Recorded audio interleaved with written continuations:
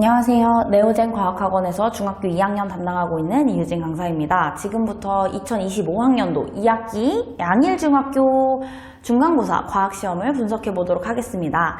양일중학교 같은 경우 전체 난이도는 중급 난이도 시험으로 그렇게 난이도가 높진 않았습니다. 그런데 이제 시험 범위가 2단원, 1학기 때 시험을 봤어야 되는 2단원 전기와 자기에서 뒤에 자기 파트가 조금 출제가 되었고요. 그리고 5단원 동물과 에너지, 7단원 수권과 해수와 순환에서 이제 고루고루 출제가 되었습니다. 그래서 2단원 물리 파트에서 4문제, 5단원 생명 파트에서 12문제, 7단원 지구과학 파트에서 8문제 출제가 되었고요. 총 보시면 객관식 23문항에 서술형 1문항 해서 24문항이었습니다.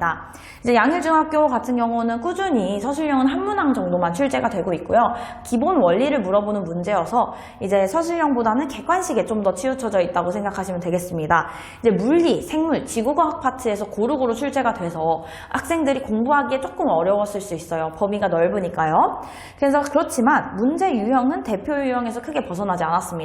그렇기 때문에 학원 내신 수업을 잘 따라오고 그리고 숙제를 제대로 해냈다면 수월하게 고득점이 가능한 시험이었습니다. 이제 개념 확인 문제로 대부분 출제가 되었고요. 그렇지만서도 변별력을 가르는 문제들은 선지가 조금 길고 그리고 그림 자료들이 좀 많았어요.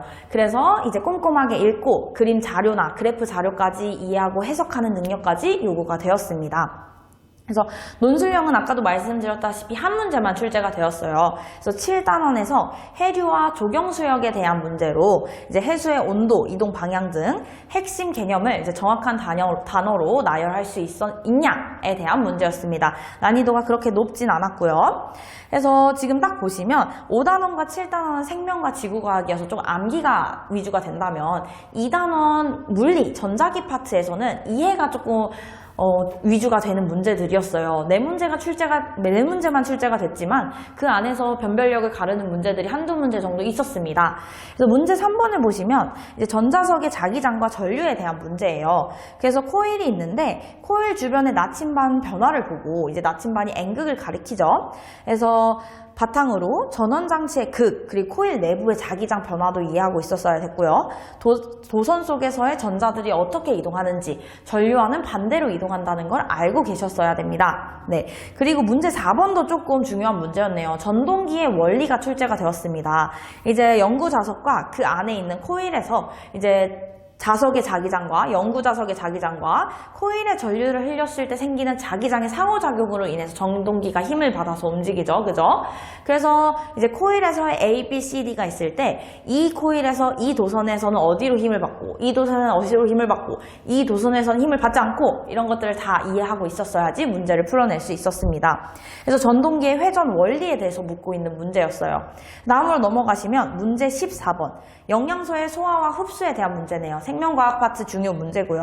소화효소의 역할, 그리고 소화효소의 특이성, 그리고 소장 융털에서의 기능 등 이제 소화계의 핵심 원리들을 묻고 있는 문제입니다. 그래서 보기 선택형 문제가 출제가 되었고요.